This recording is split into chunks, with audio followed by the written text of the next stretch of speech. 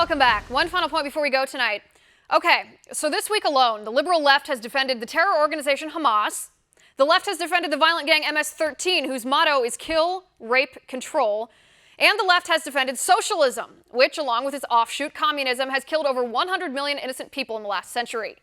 Comedian John Oliver says, what's happening in Venezuela, socialist Venezuela, where there's no toilet paper, where people are waiting hours and hours in line for a loaf of bread, where young people are gunned down in the streets for speaking out against the government, where children are dying in hospitals because there are no more antibiotics, where 74% of Venezuelans have lost 20 pounds each in the past year due to lack of food. All the while, the government seizes private businesses, fiddles with prices, and guts the legislature, the people's representation, with a stacked Supreme Court in the favor of the tyrannical leaders. John Oliver said what's happening in Venezuela is bad, but we can't blame socialism for it. Watch.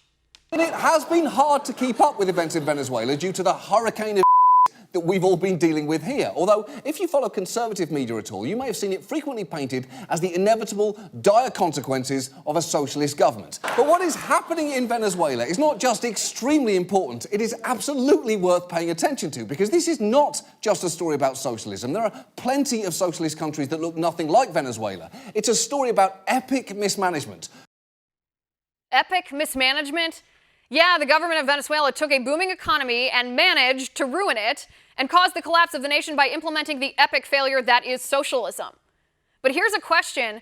Why do liberal elites like John Oliver want to defend socialism? Why is the left denying socialism? Why does the left like socialism? I don't see John Oliver redistributing his wealth to everybody who wants a piece of his paycheck, and I'm pretty sure he'd rebel if the government tried to force him to fork over his wealth to government bureaucrats. I also don't think he'd like standing in line for hours on end for a loaf of bread, or being hauled off to prison for making fun of the president. That is what happens in Venezuela. That's what happens in socialist nations. Let's be very clear here.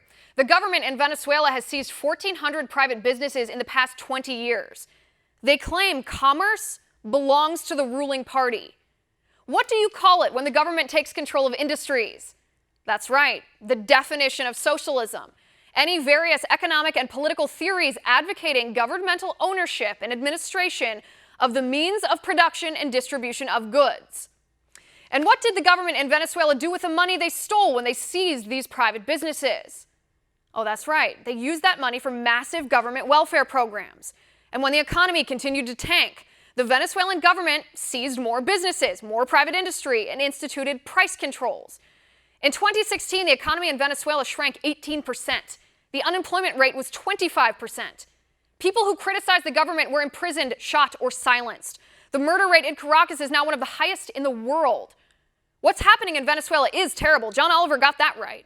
But it's not failed socialism. What's happening in Venezuela is socialism. And here in the United States, we better beware politicians and talking heads who defend it. And that is my final point. You can reach me on Twitter at Liz_Wheeler. If you liked the show, please send me an email at oann.com/contact. In the meantime, catch us here tomorrow at 9 p.m. Eastern. And until then, have a good night.